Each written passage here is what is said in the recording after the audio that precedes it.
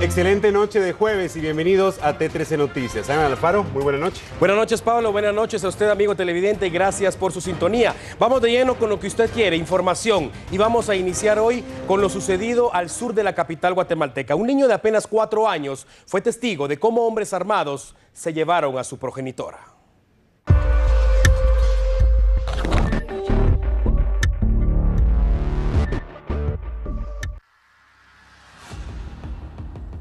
El secuestro es uno de los peores flagelos que ha conocido la humanidad. Es estar en la delgada línea que define la vida y la muerte si no se entrega el dinero o lo exigido por los delincuentes. Secuestro es estar encerrado en un lugar donde reina la sombra y no saber si se volverá a ver la luz del día. Hablamos del tema esta noche porque una mujer, junto a su hijo de apenas 4 años, fueron secuestrados esta mañana en un sector de Villanueva. Los delincuentes cobardes utilizaron el mismo vehículo en el que viajaba la mujer y su pequeño hijo para raptarlos y terminar de finalizar la operación. El pequeño iba rumbo al colegio. Ella quizás se dirigía a su trabajo. Las autoridades indicaron que se trata de una abogada y se desconoce si lleva algún caso de alto impacto. Sin embargo, sí se confirmó que labora en el área jurídica de la Municipalidad de Villanueva. La voz de alerta llegó hasta el Comando Antisecuestros de la Policía Nacional Civil y en cuestión de minutos lograron localizar el vehículo que había sido robado. Se trata de una camioneta roja hallada en el kilómetro 22 de la ruta al Pacífico. En el interior aún estaba el pequeño que fue puesto en libertad y entregado a sus familiares. Pero la angustia no terminó allí. La mujer continúa desaparecida y su familia ruega de rodillas para que sea localizada con vida. Los informes revelaron que el secuestro ocurrió en Bárcenas y que probablemente los delincuentes habrían huido con dirección al sur del país. Sin embargo, esa información no puede ser confirmada y serán los servicios de inteligencia los encargados de ubicar a sus plagiarios. Vamos ahora al interior del país. Padre e hijo fueron ultimados a tiros en una comunidad de Jalapa. Manuel Nájera Pérez, de 34 años, y Junior Evander Nájera Méndez se dirigían a cortar leña cuando el propietario de un terreno les advirtió que no pasaran su cerco. Cuando desobedecieron, abrió fuego contra ellos. Cuerpos de socorro trasladaron a las víctimas al Hospital Nacional de Jalapa con varios impactos de bala, donde aún se recuperan. Seguimos hablando de seguridad pública y mucha atención a este caso. Gustavo Adolfo Pac, de 22 años, alias El Tavo, fue detenido esta mañana en jurisdicción de Villanueva después de haber participado en un tiroteo que afortunadamente no dejó personas lastimadas. Esto ocurrió en la colonia Lindavista, zona 4 del municipio en mención. Según la información oficial, este hombre, con ayuda de sus cómplices, que lograron escapar por cierto, dispararon contra una unidad de la Policía Nacional Civil que realizaba un reconocimiento en esa zona. El reporte de las autoridades detalla que el hombre, supuesto integrante de la Mara Salvatrucha, y ya estuvo recluido en la cárcel El Boquerón, así como también en Las Gaviotas durante el año 2011 y 2012. Por el delito de extorsión, al momento de ser arrestado, portaba un arma de fuego con cartuchos útiles. Y tras su captura, uno de nuestros equipos periodísticos logró entrevistar al delincuente y frente a la cámara admitió haber disparado contra los agentes. Solo me quería proteger a mi familia, pues la verdad es que mi mujer ha estado recibiendo varias amenazas y la verdad es que solo quería defenderme, ¿verdad? Porque la verdad es que pensé que nos iban a asesinar y por cuál motivo fue que yo le disparé al carro, ¿verdad? Pero nunca me imaginé de que iban agentes de la policía, sí. ¿Cómo es que está siendo amenazada su esposa? ¿Por medio de qué? Pues fíjese de que a ella la están amenazando por medio de un perfil de Facebook. A ella le están mandando mensajes diciéndole de que la van a matar y varias cosas, ¿va? ¿Y perteneces vos a la pandilla Mara Salvatrucha? Sí. ¿Tu esposa no? No, mi esposa no. ¿Por qué la amenazan? Porque tal vez solo porque es mi esposa, ¿verdad? Ajá. Y como saben de que no pueden conmigo, tal vez la quieren agarrar con ella. ¿Quiénes la están amenazando? Los chavalas o los putos, pues, los contrarios, va. Ajá. Esos son los que andan ahí amenazando a mi esposa, sí. A mi esposa y todo, ¿verdad? Y por cuál motivo fue de que yo disparé para protegerme, pero nunca. La lista de personas capturadas acusadas de haber participado en el asesinato de Byron Lima sigue creciendo. Tenemos los últimos detalles en este momento.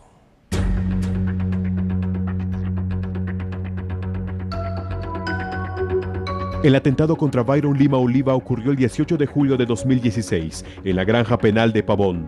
Un grupo de reclusos irrumpió en la celda del capitán. Tenían armas de fuego y granadas de fragmentación. Sin pronunciar una sola palabra, asesinaron al capitán y a otras 13 personas. Un año después del crimen, las investigaciones que realiza el Ministerio Público ofrecieron los primeros resultados. Ayer, fueron capturadas 6 personas, vinculadas con el presunto cerebro de la organización que habría planificado la matanza de Lima Oliva, el narcotraficante Marvin Montiel Marín, alias El Taquero. Fueron identificadas como María Marta Castañeda Torres, sobrina de la excandidata presidencial Sandra Torres, Sara Elizabeth Cruz Mancía, esposa de alias El Taquero, Héctor Giovanni Revolorio Ramos, Edgar Rolando Contreras Velázquez, Leslie Nexel Alonso Lara y Basilio Hernández Guzmán. Pero a la lista de presuntos responsables del crimen se integró el exdirector del sistema penitenciario Luis Carlos de León Sea, quien anoche se entregó voluntariamente a la justicia. La Policía Nacional Civil procedió a su captura y lo trasladó a una de las carceletas de la torre de tribunales. Las autoridades aseguran que el motivo de detención del exdirector de presidios fue por no impulsar las medidas correspondientes entre los problemas de Byron Lima Oliva y Marvin Montiel Marín.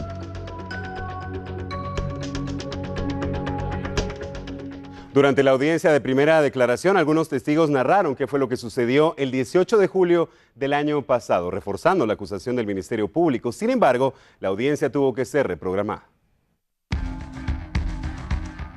La audiencia de primera declaración se ventila en el Juzgado de Mayor Riesgo A cargo de Claudette Domínguez, quien resolverá si las 6 personas capturadas ayer son ligadas o no a proceso penal. De la cárcel militar Matamoros hacia la torre de tribunales fue trasladado el narcotraficante Marvin Montiel Marín, alias El Taquero, sospechoso de participar en el asesinato del capitán Lima Oliva. En anticipo de prueba, la exesposa de Byron Lima, Alejandra Sara Reyes de Ochoa, declaró ante la juzgadora. Reconoció que entre su expareja y alias El Taquero había cierta rivalidad. No era muy buena porque ellos en Matamoros tuvieron un problema, se pelearon. Entonces, Byron me decía que Taquero era su enemigo, ¿verdad? Otro testigo, quien estaba preso en la granja penal de Pavón, declaró cómo ocurrieron los hechos el día en que fue asesinado Byron Lima. Sí reconozco, porque sí alcancé a ver a muchas personas que sí eran las que trabajaban con este señor El Taquero.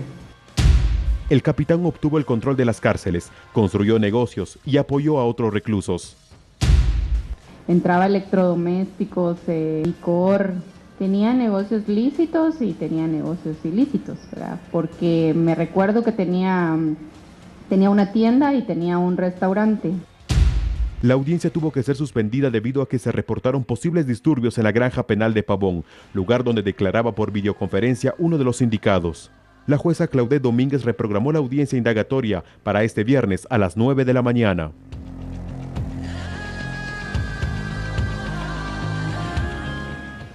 Continuamos con el tema y vamos a escuchar ahora la postura de las autoridades encargadas de la investigación de este caso. Le asignó los papeles a las actividades que debían realizar varios de los integrantes, señaló dónde debía realizarse ese acto criminal e indicó que era justamente en el sector conocido como La Sexta, e instruyó a Moisés Cardona que debía dispararle a la cabeza de Byron Lima porque él utilizaba chaleco antibalas. En el caso de María Marta, ella fue la encargada de ingresar explosivos y fue a encargo del señor Montiel. No tenemos en este momento certeza, tampoco lo podemos descartar, de que el ingreso de los ilícitos a Pavón haya sido también como soborno a trabajadores del sistema penitenciario. No lo podemos asegurar en este momento.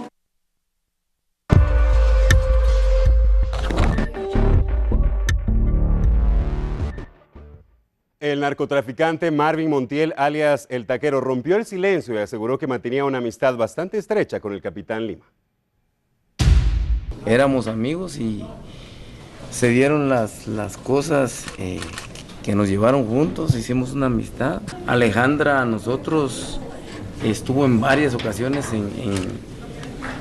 en fiestas, estuvo en varias ocasiones en almuerzos familiares de mi señora, de mis hijos. Ella misma lo dijo en una Navidad, correcto, estuvimos nosotros conviviendo con él.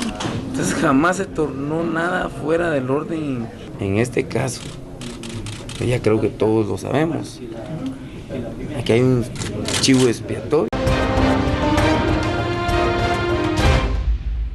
Estamos de regreso. ¿Se imagina estar en prisión preventiva durante 57 meses? Bueno, este es el caso del coronel Juan Chiroy, señalado de incumplimiento de deberes junto a sus subalternos tras un incidente armado en la cumbre de Alaska en 2012, el cual dejó 6 campesinos fallecidos. Este es uno de los casos que la Comisión Interamericana de los Derechos Humanos, que se encuentra en Guatemala, ha recibido como parte de un testimonio del sistema de justicia del país.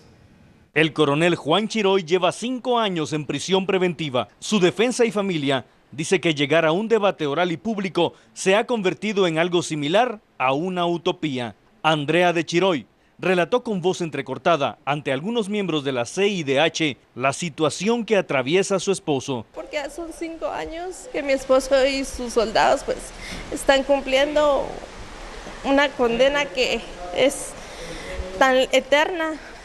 Nosotros nos interesa llegar al juicio, ¿verdad? Esclarecer toda esta situación. Pues la verdad que ha sido bastante difícil, tanto para nosotros como la familia de los soldados. Han habido momentos difíciles, pérdidas. Mi suegra pues hace 2 años falleció trágicamente. 2 de los soldados han perdido un ser querido que han sido sus papás. Entonces es una secuela bastante difícil, pero Dios es bueno y nos ha sostenido hasta el día de hoy y en Él esperamos. El abogado defensor del coronel Chiroy explica que el delito por el que su patrocinado es procesado tiene penas de 1 a 3 años y él ya superó este tiempo en la cárcel sin haber sido vencido en juicio. Desde el año 2012 él guarda prisión preventiva. Al día de hoy se encuentra aún en el centro de prisión preventiva Mariscal Zavala. Sin embargo, el delito por el que él está siendo procesado tiene una pena máxima de 3 años de prisión y ya suman más de 4 los que él lleva detenidos, lo que significa que prácticamente ya ha cumplido su pena. No entendemos por qué las autoridades judiciales no han concedido la libertad para el procesado Juan Chiroy Sal. Continuamos en el contexto y tal y como lo resalta la Corte Interamericana de Derechos Humanos, CIDH, la prisión preventiva ha sido utilizada irresponsablemente, por lo que se ha violentado la integridad de los ciudadanos. Analistas coinciden en una revisión del proceso penal. La prisión preventiva se va convirtiendo por decisión a veces de fiscales o de jueces en la regla. La cárcel debe estar restringida o para los condenados, luego de un proceso judicial, o para personas peligrosas socialmente. Derivado de esta observación, analistas consideran la importancia de retomar el tema sobre el abuso de la prisión preventiva, pues más del 50% de reos está por delitos menores, como lo es un accidente de tránsito o un incumplimiento familiar. Actualmente hay 22.613 personas en los centros de privación de libertad, de las cuales 11.400 están en prisión preventiva, es decir, que tenemos más, ya superamos el 50%. Cuando vemos los datos, digamos que hay un abuso en el uso de la prisión preventiva. Creo que también eso nos invita a revisar la normativa relacionada a esto, es decir, el Código Procesal Penal, algunos artículos específicos, y ver que, y también otro de los temas es impulsar un modelo distinto, ¿verdad?, que permita garantizar los resultados del proceso sin que la persona necesariamente esté en prisión preventiva. Yo creo que ese es un problema que atenta evidentemente contra los derechos humanos de las personas que van a ser privadas de libertad o que sufren esta detención, porque inclusive en este momento son no están, digamos, hay una presunción, ¿verdad? No se les ha probado, digamos, ningún proceso. Sí, yo creería que definitivamente hay un abuso, no solo en la prisión, sino que precisamente esos procedimientos que enmarca en el Código Procesal Penal, y no digamos del mismo Código Penal, que en un momento determinado se termina abusando de ellos y cualquier persona que se considere que hay peligro de fuga lo envían a prisión, porque no puedo enviar a una persona si realmente nuestro mismo sistema actual, nuestro sistema jurídico es garantista y por lo tanto tenemos que tomar en consideración esa presunción de inocencia para no enviar a prisión a cualquier persona, y mucho menos cuando son delitos de bagatela que no valdría la pena que estuvieran en prisión, sino que aplicar un arresto domiciliar, por ejemplo. El artículo 264 del Código Penal, que se refiere sobre la sustitución, establece una serie de medidas para todos aquellos delitos que no representan peligrosidad. Sin embargo, a criterio de juristas, este derecho no se cumple. Abogados penalistas coinciden en que la prisión preventiva debe aplicarse a casos de alto impacto y no a ilícitos menores, porque al final se cumple con una pena, sin una condena, existiendo la violación del derecho de presunción de inocencia. El artículo 264 claramente establece cuáles son los tipos penales que no tienen medida sustitutiva. Por ejemplo, un asesinato, un robo agravado, ¿sí? Esos tipos penales ya el legislador estableció que no van a tener medida sustitutiva, lo cual también choca con la independencia judicial, porque si analizamos que no van a tener relación con la gravedad del delito, podríamos analizar que todos los delitos tienen medida sustitutiva, tomando en consideración que la persona cuando es ligada a proceso goza de garantías, como es la presunción de inocencia. Si se considera que la persona es inocente, se le debe dar un trato como inocente.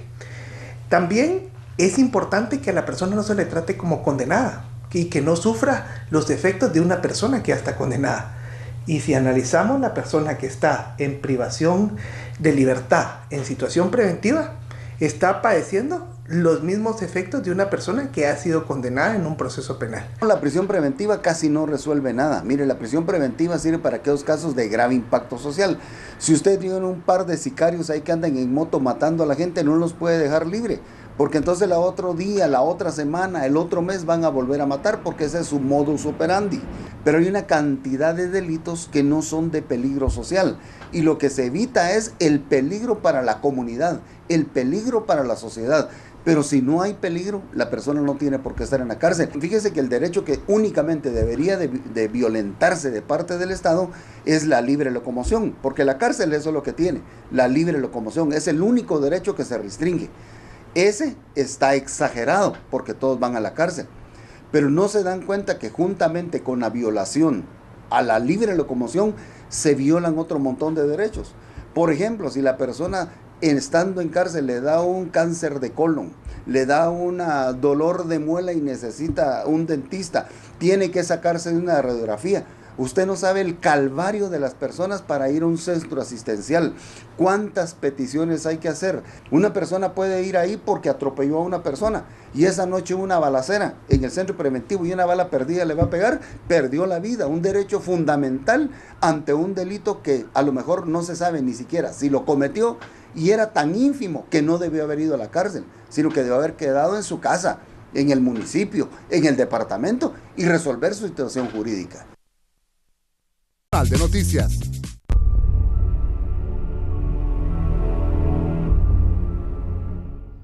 Vamos ampliando otro de nuestros titulares. Este hombre es otra víctima más de la inseguridad que se vive en nuestro país. El sicario que disparó contra él quizá podría estar riendo en este momento, mientras él ha estado postrado en una cama por más de 9 años. ¿Qué pasó durante el asalto? Que me balearon. ¿Dónde te impactaron las balas? En la mano. Y aquí donde tengo el cerebro. ¿Esto te dejó daños en tu cerebro? Sí, bastante. Porque no puedo caminar. El 11 de enero de 2009, una fecha inolvidable para David y su familia. Retornaba a casa luego de una jornada laboral, cuando fue asaltado por delincuentes en la avenida Elena, en la zona 1. El oponerse casi le cuesta la vida, ya que enfureció a los ladrones, quienes le efectuaron 3 disparos, de los que uno le impactó en el cerebro y lo ha dejado inmóvil. 9 años han pasado, 9 eternos años para Dani, quien durante todo ese tiempo ha estado postrado en cama, viendo pasar como agua entre las manos toda su vida y su futuro. Ingresó 4 días, 4 noches entubado. Yo se lo entregué a las manos de Dios, que si era voluntad de Él que lo recogiera, no tener más sufrimiento. ¿Cuál era el milagro de Dios tan lindo que él había vivido? Dani jamás volvió a ser el mismo. Por ocasiones pierde la memoria y convulsiona. Actualmente vive solo con su madre, en una humilde casa construida de madera y lámina, bajo la estructura del Puente del Incienso, en la zona 7, hasta donde lo fuimos a visitar. Por si eso fuera poco, pareciera que la vida les ha dado muchas amargas sorpresas. El 24 de septiembre del 2014, perdieron su casa, luego de que un alud los dejara sepultados. Nos quedamos absolutamente sin nada, porque los dos paramos en el hospital. Ya de ahí nos fueron a traer donde alquilamos anteriormente, de ahí nos dieron posada. Muchas veces renegamos por lo poco o mucho que podamos tener. Pensamos que somos personas sin suerte, sin éxito y sin posibilidades, sin imaginar que hay alguien que sufre más que nosotros y que si tuviera lo poco que tenemos, sería feliz. Ayudar al prójimo no es tan difícil, solo hay que aprender a no aferrarnos a lo material. Que Dios sabrá tocar aquellos corazones que nos puedan ayudar, apoyar, mayormente una ayuda tan grande que espero yo de Dios y los buenos corazones. Lamentable la historia de David y de su familia, que prácticamente les ha llovido sobre mojados. Si está en sus posibilidades poder ayudarlos y ayudar a esta familia, apelamos nuevamente a su buen corazón y vamos a repetir los números. Usted los tiene en pantalla y también recuerde, se puede comunicar al 5750-3485 o bien al 45040305 y allí llevarle esta ayuda a David. Vamos a continuar con la información y hoy le presentamos el capítulo final de la serie de reportajes especiales que hemos titulado Adictos, la voz de los sobrevivientes.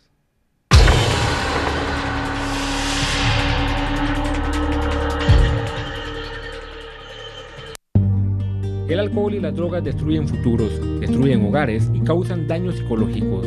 Quienes las consumen muchas veces no son conscientes de ello y otros, al verse envueltos en problemas, terminan consumiendo mayores dosis para evadir la realidad en que viven. Muchas realidades son tan terribles que no se pueden llevar a cabo o que no se pueden vivir cuando uno está sobrio, ¿verdad? Tiene que haber de por medio un estimulante.